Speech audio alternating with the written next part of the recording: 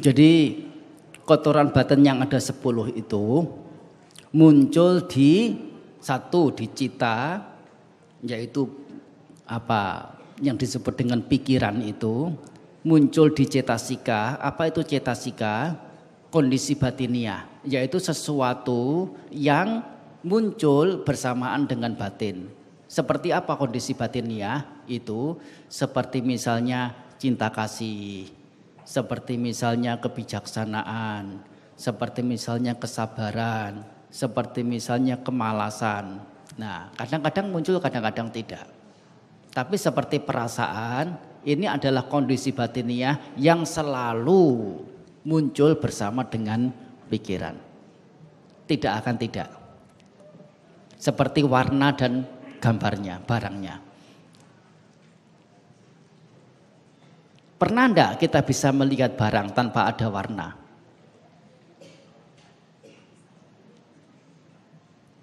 Bisa melihat dengan mata sesuatu barang tanpa ada warnanya? Ya.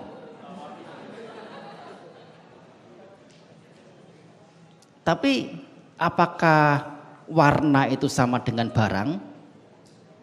Tidak. Warna itu ciri yang menempel di barang. Warna bukan barang, tapi barang itu tidak bisa dilihat tanpa bantuan warna. Sama dengan perasaan dan batin atau cita ini.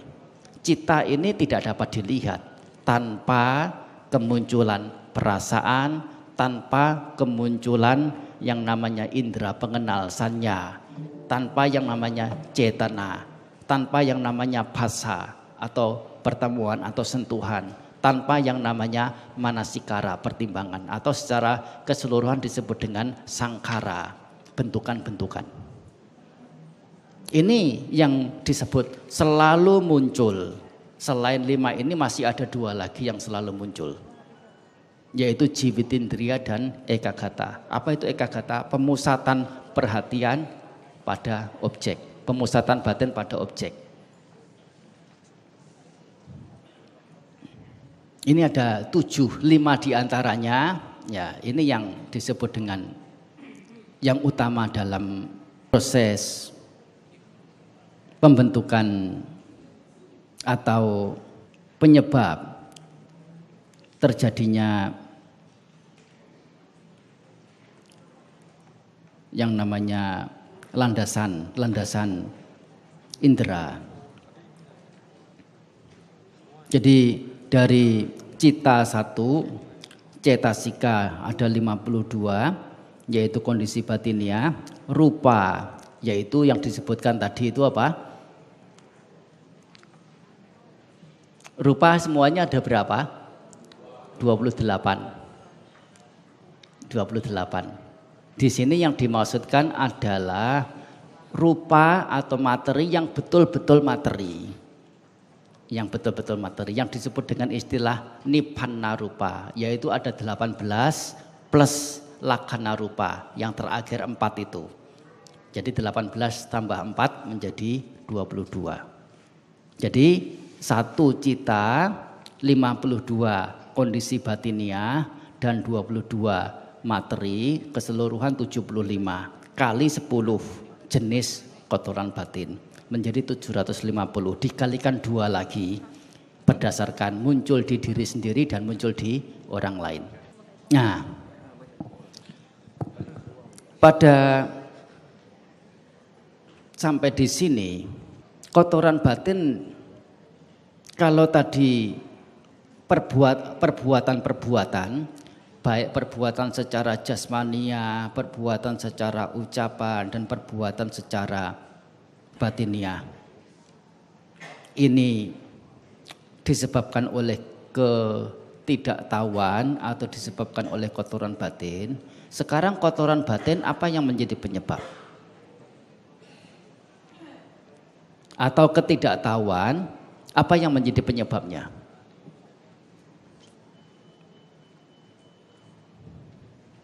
Ketidaktahuan apa yang menjadi penyebabnya? Siapa angkat tangan? Gampang. Ketidaktahuan penyebabnya adalah tidak punya pengetahuan. Artinya apa? Ya sama saja. Ini yang dikatakan menjadi causa prima, sebab utama, sebab awal. Karena apa? Ketidaktahuan ini. Karena ketidaktahuan inilah terus melingkar yang namanya butir-butir kemunculan bersebab berpenyebab atau paticca samuppada ini. Dan ini keberlangsungan ini makhluk-makhluk terus bergulir. Apa tujuan manusia? Apa tujuan makhluk hidup? Mau jujur seperti itulah umumnya makhluk hidup termasuk manusia bertujuan untuk menjadi lahir, untuk menjadi punya nama rupa, untuk menjadi punya indera, untuk menjadi punya kontak, untuk menjadi punya perasaan, untuk menjadi menyenangi dan tidak menyenangi, untuk menjadi melekati, untuk menjadi berbuat, untuk menjadi lahir lagi dan menjadi tua mati sakit dan seterusnya dan kembali lagi. Ini keberlangsungan, tidak kemana-mana, ya muter-muter di situ saja. Di situ saja itu artinya apa? Kalau tidak di neraka ya di alam peta. Kalau tidak di alam peta ya sekitar situ di alam surga dekat-dekat. Artinya apa? Tidak sampai lari dari lingkar perjalanan kehidupan yang disebut dengan samsarawata di ke-31 alam. Bersantap makanan. Makanan ini dalam bahasa Pali disebut dengan ahara. Tetapi kata ahara ini bukan berarti makanan yang bersifat materi saja. Ahara ini ada 4 jenis, yaitu makanan berupa materi, yaitu makanan padat yang biasa kita makan itu. Makanan berupa pertemuan atau kontak disebut phassa ahara. Ada makanan berupa kehendak-kehendak batiniah dan makanan berupa pengetahuan-pengetahuan. Yang dimaksud pengetahuan di sini adalah indera pengetahu yang mengetahui objek. Bahwasanya nama rupa ini, batin dan jasmani ini selalu diasup oleh makanan keempat jenis makanan ini. Yang rupa diasup dengan materi, yang secara batiniah diasup oleh kontak atau pertemuan.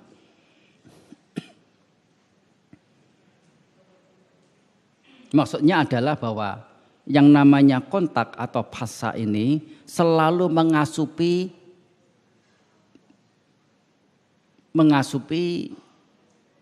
batin dan termasuk jasmani juga.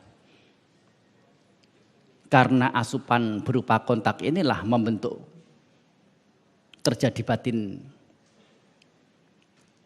yang bermacam-macam. Dan karena asupan berupa kontak ini pula muncul materi-materi. Mengapa kemudian terjadi perubahan morfologis, terjadi perubahan fisiologis untuk makhluk hidup yang berbeda pada apa yang dialami dalam habitatnya. Karena pengalaman ini memberikan perubahan pada tubuh yang disebut dengan beradaptasi. Sehingga mengapa ada berbagai macam yang bisa kita lihat secara jelas adalah berbagai macam binatang, hewan. Ada binatang-binatang yang sebetulnya tinggal di darat, kemudian karena habitatnya habitat air, menjadi sering melihat air, sering berada di air, sering bersentuhan dengan air. Sehingga di jari-jari antara jari-jari kaki tangannya ini, kaki depan, kaki belakangnya ini tumbuh selaput. Seperti misalnya apa?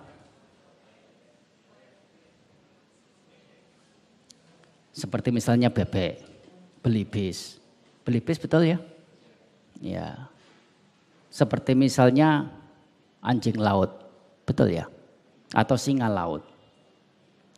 Ya, muncul selaput-selaput untuk memudahkan dia berada di air. Apa yang dia rasakan, apa yang dia alami, apa yang indera dari kesegala indera, 6 indera ini dapatkan dari lingkungannya, dari objek-objek, memberikan asupan pada batin dan jasmani. Sehingga mengapa rupa bentuk ini muncul karena karma salah satunya. Bukan sesuatu yang mustahil, bukan dogma, tapi nyata ada dalam penglihatan kita dan ditegaskan oleh ilmu pengetahuan. Sebetulnya kata habitat itu sendiri tidak lain bermula dari kata habit, yang artinya kebiasaan. Apa artinya kebiasaan? Yaitu perbuatan yang dilakukan sering-sering berulang-ulang banyak kali. Apa itu perbuatan? Karma. Karma ini sebagai pembentuk. Melalui jasmania, melalui ucapan, melalui batiniah. Yang disebut dengan sangkara, 3 hal di atas tadi.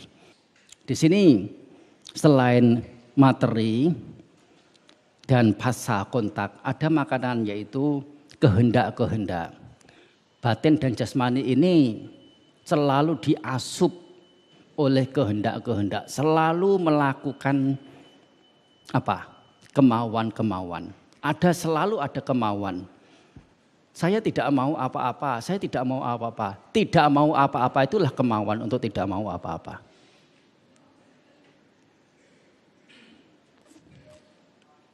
Saya tidak mau apa-apa, apa yang ada pada kamu? Tidur. Jadi kamu mau tidur? Ya, ada juga kemauan. Dan tidak akan lepas dari yang namanya kehendak. Yang namanya hidup pasti ada kehendak, pasti punya kehendak. Sehingga dikatakan kehendak-kehendak ini sebagai ahara, makanan, sesuatu yang masuk. Ahara, istilah ahara itu sesuatu yang masuk ke dalam, dibawa ke dalam, namanya ahara. Berupa materi, berupa kontak atau pertemuan, berupa kehendak-kehendak, dan satu lagi berupa pengetahu-pengetahu. Kalau dalam hal ini adalah winyana hara, itu diterjemahkan adalah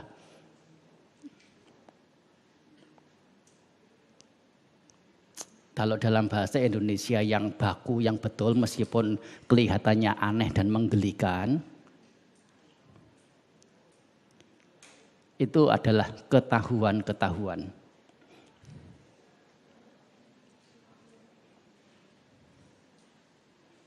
Soalnya mau digunakan istilah tahuan-tahuan, nanti konotasinya ke temannya tempe.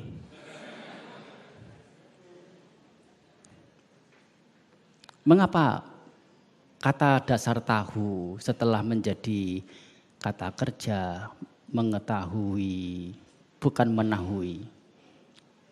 Yang mengetahui namanya pengetahu, bukan penahu. Mengapa? Saya mendapatkan arahan. Kalau artinya yang mengetahui, mestinya digunakan istilah pengetahu, bukan penahu. Kalau penahu itu orang yang buat tahu. Jadi kalau winyanahara, hasil dari mengetahui, itu namanya ketahuan-ketahuan, hasil dari proses mengetahui. Apa yang mengetahui? Winyana, yaitu keberadaannya mengetahui objek, si pengetahu itu. Dan yang namanya kehidupan yaitu batin dan jasmani ini tidak lain adalah proses mengetahui dan mengetahui objek.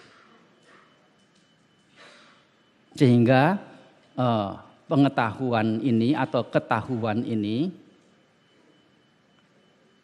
dikelompokkan menjadi, dikategorikan menjadi salah satu bentuk sesuatu yang semestinya dibawa masuk, yaitu dalam istilah ahara yang secara umum dikatakan makanan. Dan yang namanya makanan ini juga, keberadaan makanan ini karena bukan muncul secara tiba-tiba, ada sebabnya. Sebabnya tidak lain adalah menyenangi, yaitu tanha ini. Demikian ini keberadaan segala bentuk asupan-asupan.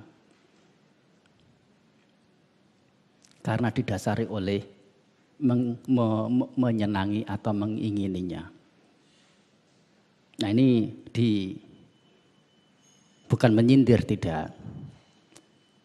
Kebetulan ini memang mau dijelaskan terkait dengan bahwasanya paticca samuppada atau kemunculan berpenyebab ini Sang Buddha mengambil dari banyak sekali sisi.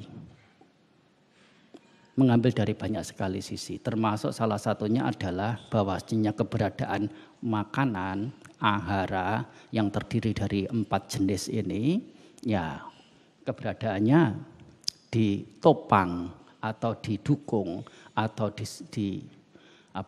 didasari dengan yang namanya tanha atau kesenangan, atau istilah yang lain yang mungkin lebih tepat tetapi agak sedikit asing adalah kegandrungan. Tanha ini. Dan untuk keselanjutnya tentu tanha ini disebabkan oleh apa? Seperti yang sebelumnya diuraikan, tanha, kesenangan ini muncul karena perasaan-perasaan. Karena muncul perasaan tidak menyenangkan sehingga muncul tanha. Karena muncul perasaan yang menyenangkan sehingga muncul tanha, menyenangi. Makan itu karena apa? Karena mengingini. Mengingini karena apa? Karena ada perasaan tidak menyenangkan, yaitu lapar. Itu sedikit dibahas tentang makanan. Kembali pada uraian yang tadi belum tuntas, yang mungkin juga tidak lama lagi. Oleh karena memang sebetulnya sudah sesi tanya jawab pada sesi ini. Tadi dikatakan bahwa awija ini sebagai kausa prima, sebagai penyebab awal, penyebab yang disebabkan oleh dirinya sendiri. Ketidaktahuan, mengapa ada ketidaktahuan?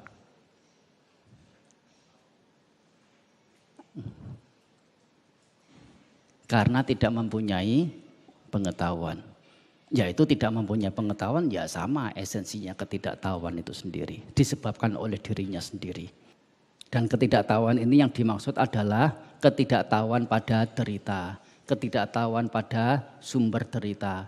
Ketidaktahuan pada akhir derita. Atau hal-hal yang menjadi pengakhir derita. Tidak lain adalah nibbana itu sendiri. Dan ketidaktahuan pada jalan yang mengarah pada hal-hal yang menjadi jalan, menjadi alat pengakhiran derita. Dari semua penjelasan yang telah diberikan, kita dapat menyimpulkan bahwasanya ini semua adalah lingkaran yang terus berputar dan saling bersambungan antara satu dengan yang lain. Bagi orang yang tidak mengetahui kebenaran, tidak mengetahui segala sesuatu sebagaimana adanya, dalam arti Sebagaimana tadi dikatakan kilesa tadi ada 10 hal, ada loba, keserakahan, dosa, kebencian, moha, kebodohan, mana, penilaian, titik, pandangan keliru. Pandangan keliru yang berupa kekekalan maupun kemusnahan. Ada tidak tahu malu, ada tidak takut. Ya. Artinya apa? Tidak malu berbuat buruk.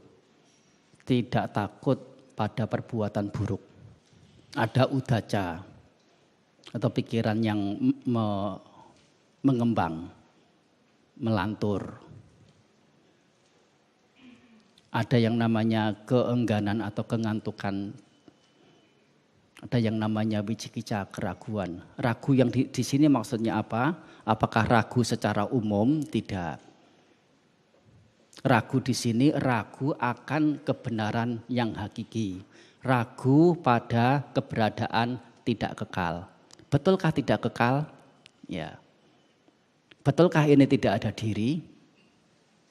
Segala hal ini tidak ada diri. Nah, ini disebut dengan keraguan. Bukan ragu, oh dia ya siapa ya namanya? Namanya si Andi atau si Eko. Nah, bukan keraguan semacam itu. Bukan semua keraguan. Tetapi keraguan pada hal-hal yang ya menjadi kebenaran hakiki. Karena ada winyana sebagai penyebab muncul nama rupa. Karena winyana inilah muncul nama rupa. Apabila winyana tidak bisa berlanjut di dalam rahim ibu, nama rupa pun ikut berhenti. Setelah lahir sebagai anak-anak, apabila winyana ini kemudian berhenti, tidak berlanjut, nama dan rupa, batin dan jasmani juga akan ikut berhenti. Tetapi di sisi sebaliknya, yang namanya winyana ini juga bergantung pada batin dan jasmani dalam kemunculannya. Kalau tidak ada jasmani, tidak ada batin, bagaimana winyana bisa ada? Tidak bisa juga. Jadi dikatakan dalam sutta bahwa keduanya ini saling menggantungkan. Winyana yaitu pengetahu ini bergantung pada nama rupa. Di satu sisi yang lain nama rupa juga bergantung pada winyana, keberadaan kemunculannya. Kalau tidak ada nama dan rupa, bagaimana winyana bisa mendeteksi, bisa menetapkan, bisa membuat kesepakatan bahwa ini adalah kelahiran, bahwa ini adalah kehidupan, bahwa ini adalah kesedihan, bahwa ini adalah ratap tangis, bahwa ini adalah ketuaan, bahwa ini adalah kematian, kekecewaan dan sebagainya. Tidak bisa menamai semuanya itu.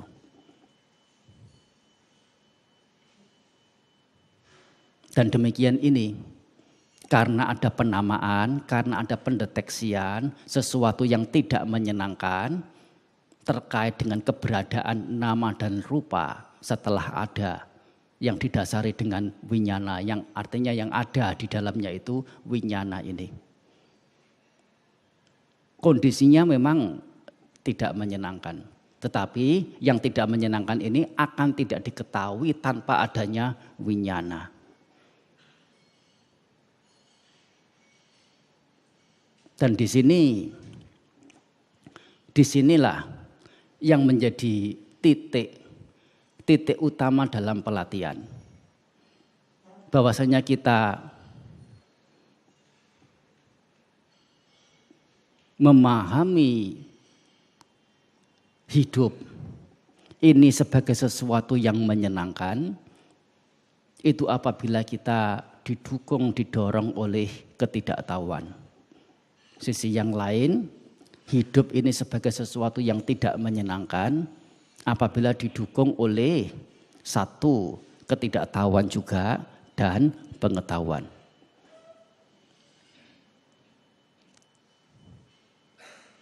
Ada sesuatu yang tidak menyenangkan di kehidupan. Tetapi itu hanya karena tidak tersampaikannya keinginannya. Dan ini menjadi tidak menyenangi. Dan menginginkan sesuatu yang belum tercapai itu.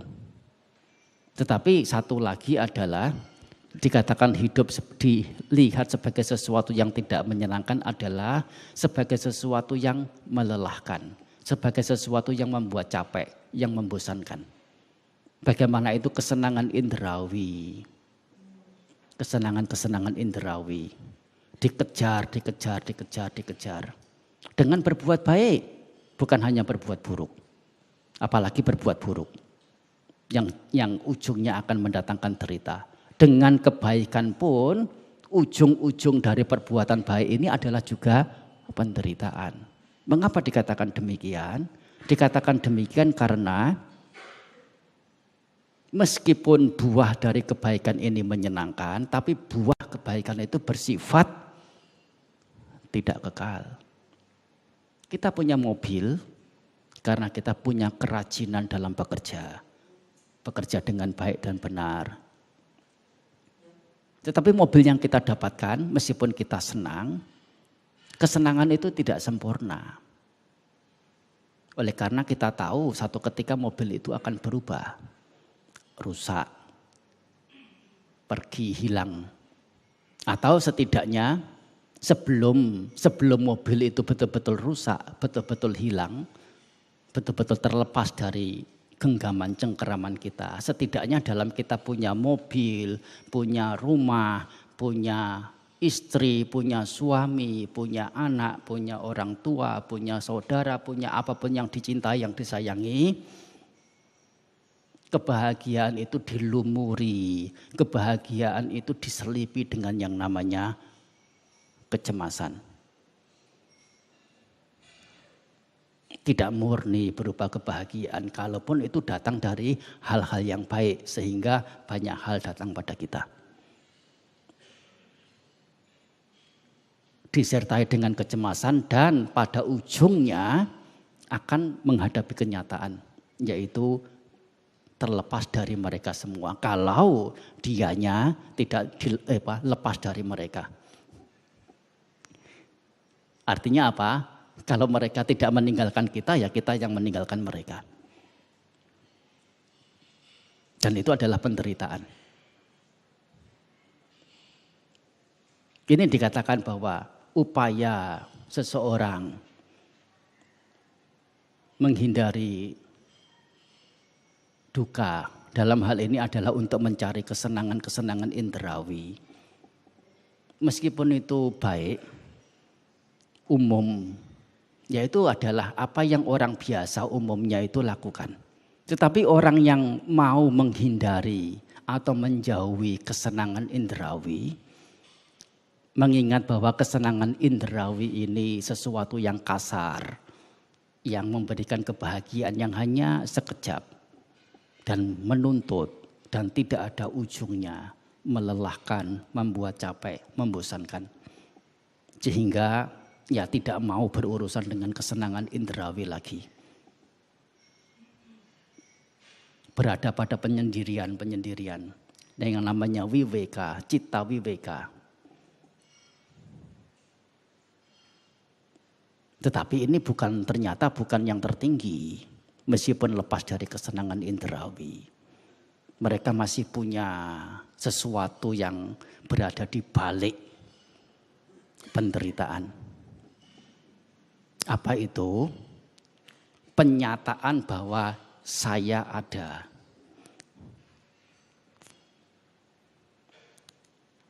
Mengapa? Karena masih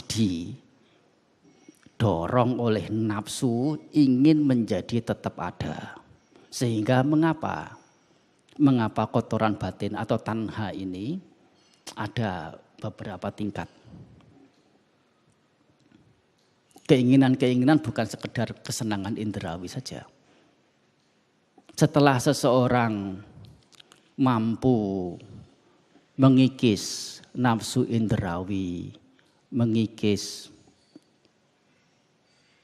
kesengitan, mengikis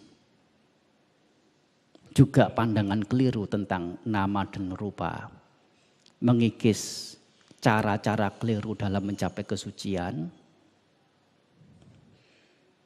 mengikis keraguan. 5 hal ini telah dikikis, apa yang dia capai sudah anagami. Tetapi seorang anagami masih memiliki kesenangan juga, kesenangan untuk menjadi, yang disebut dengan rupa raga, kesenangan untuk berada pada bentuk-bentuk. Dan lebih dalam dari itu, apabila dia berlatih pada pencapaian-pencapaian jenis perasaan yang lebih lembut lagi, dia mengalihkan objeknya bukan dalam bentuk tetapi sesuatu yang abstrak, bukan bentuk. Objeknya adalah winyana, objeknya adalah kekosongan, objeknya adalah dikatakan ada pengenalan tidak, dikatakan tidak ada pengenalan juga bukan. Ini yang menjadi objek meditasinya. Ini sesuatu yang abstrak. Menolak keberadaan bentuk. Meskipun demikian, kalaupun menolak keberadaan bentuk, tetap saja dirinya ada bentuk. Setidaknya ada pandangan bahwa dianya ada, yaitu menjadi sesuatu yang tidak ada. Bukan sesuatu yang tidak adanya yang dipermasalahkan. Yang dipermasalahkan adalah menjadinya ini. Menjadi sesuatu yang tidak ada. Artinya apa? Masih ada menjadi.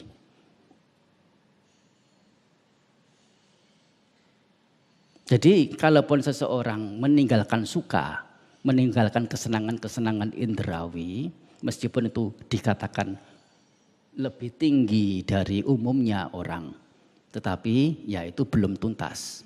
Mereka dikatakan sebagai orang-orang yang luhur, dikatakan sebagai Brahma.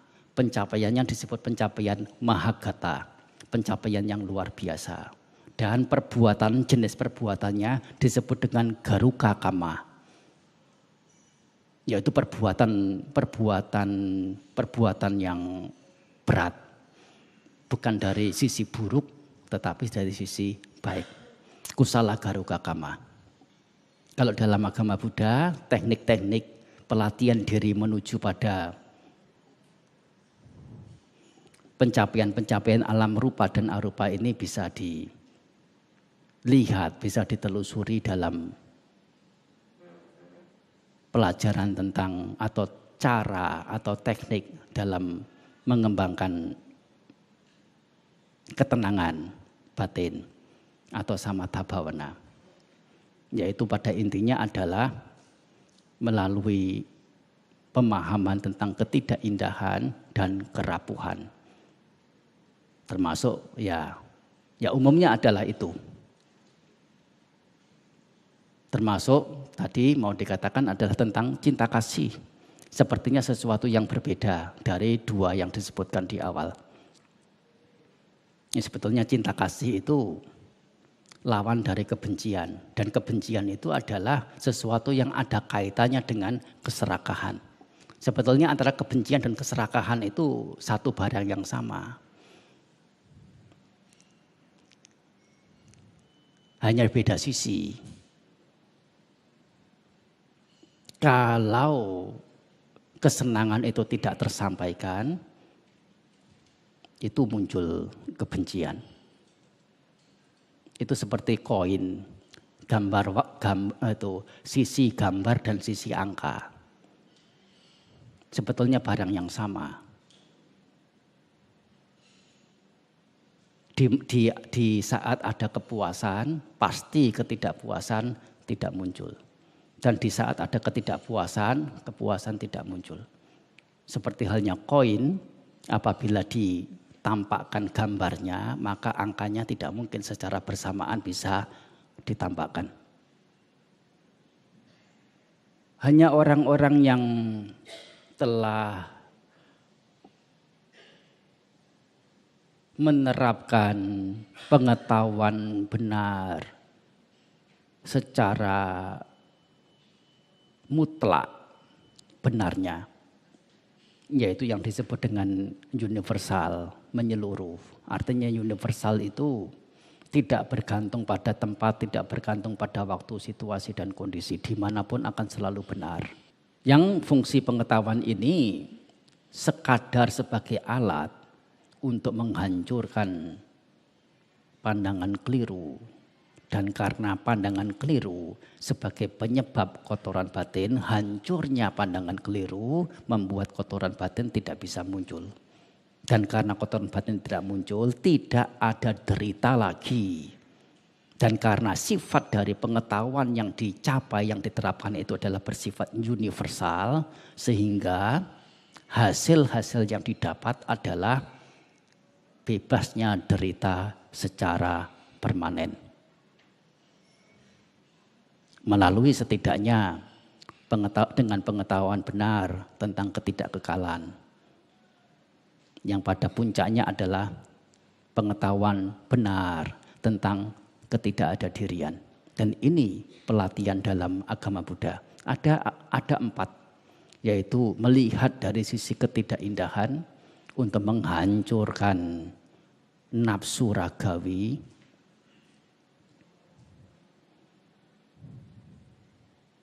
termasuk juga kebencian.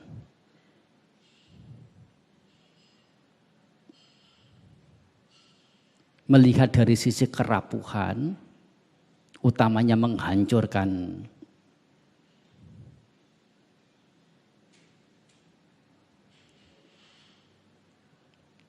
kebencian. Dan keduanya ini dikatakan sebagai kebenaran yang bersifat kesepakatan atau istilah lain kebenaran semu. Yaitu apa yang disebut kesepakatan? Kebenaran itu hanya untuk hubungan antar manusia dengan manusia. Tidak untuk umum. Rumah ini milikku. Jadi ya orang lain tidak ada hak untuk tinggal di rumahku. Ya rumahku ini kebenaran secara kesepakatan. Ini aku, ini istriku, ini suamiku, ini anakku. Ini rumah, ini warna, ini kotor, ini bersih, ini benci, ini cinta, ini makhluk. Semuanya itu adalah kebenaran kesepakatan. Oleh karena semuanya adalah bentukan. Tidak ada apapun yang sesuatu nyata ada sesungguhnya seperti itu. Karena semuanya adalah tidak ada diri. Semuanya itu apa? Baik yang berupa bentukan. Apa yang disebut dengan bentukan ini? Yaitu sesuatu yang ada karena merupakan perpaduan dari faktor-faktor pemadu atau pembentuknya.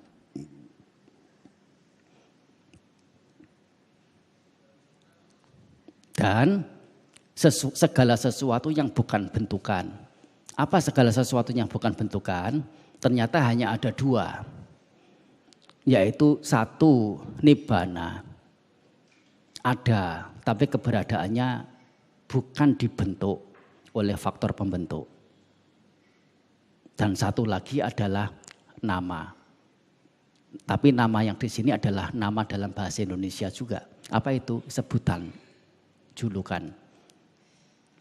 Nama yaitu sebutan julukan ini hanya ada tetapi keberadaannya tidak ditopang oleh faktor pembentuk. Ada tetapi ya tidak ada. Oleh karena memang tidak ada sesuatu atau faktor-faktor yang membentuk nama itu.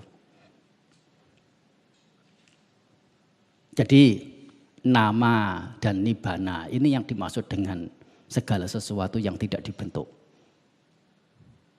Hanya memang yang kedua yaitu yang nama ini ya yang kedua ini tidak begitu signifikan dalam pelatihan batin sehingga seringkali disisihkan dalam penjelasan. Yang menjadi utamanya adalah nibbana sebagai keberadaan yang tidak dibentuk, tidak dilahirkan, tidak diciptakan, tidak dibuat.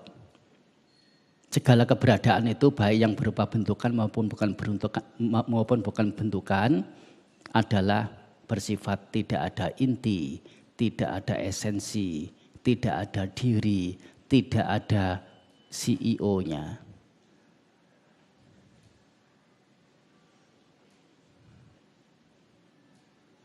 Batin tidak ada aku, tidak ada diri di batin.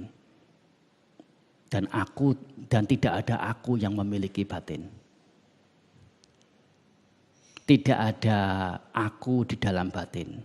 Tidak ada batin di dalam aku, di dalam diri. Batin ya batin, keberadaannya karena faktor membentuk, muncul dan padam, anicca, tidak kekal. Dan karena tidak kekal itu pula keberadaannya menjadi bersifat tidak ada diri. Dan ini setelah menembus keberadaan tidak ada diri, melihat perasaan sebagai bukan perasaan, melihat tubuh sebagai bukan tubuh, melihat kehendak sebagai bukan kehendak, melihat segala sesuatunya hingga melihat nibbana sebagai bukan nibbana. Ini pencapaian kebenaran yang hakiki. Dan karenanya apa yang disebut hidup hilang semua. Upaya menghindari hidup adalah cara mencapai bebasnya segala derita. Tidak ada lahir, tidak ada tua, tidak. Oleh karena apa? Lahir juga sudah tidak ada. Tidak melihat kelahiran sebagai kelahiran. Tidak melihat ketuaan sebagai ketuaan. Tidak melihat kematian sebagai kematian. Bukan masa bodoh. Bukan acuh tak acuh. Tetapi dengan ketajaman yang disertai dengan pandangan terang. Kebenaran secara hakiki, kebenaran secara universal. Sehingga mengapa dalam kisi-kisi dikatakan upaya menghindari duka, yaitu dalam upaya mendapatkan kesenangan-kesenangan indrawi adalah cara hidup orang biasa. Umumnya orang memang demikian. Upaya menghindari suka, yaitu menghindari kesenangan. Upaya menghindari kesenangan-kesenangan indrawi adalah adalah cara hidup orang mulia. Pencapaian mahagata, pencapaian Brahma yang besar, yang mulia.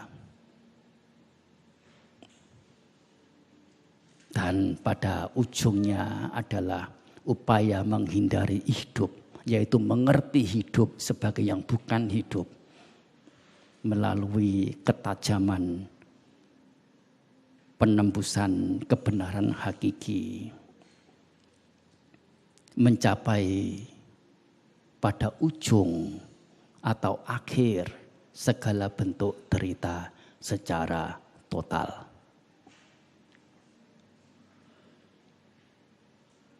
Saya rasa penjelasan saya walaupun singkat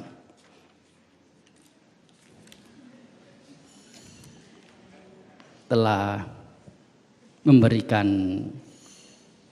beberapa hal pengetahuan, dan kalau mau diperpanjang lagi ya mungkin perlu ya sesi bersambungnya nanti. Saya akhiri uraian untuk saya dan saya kembalikan ke moderator untuk pembawa acara atau moderator?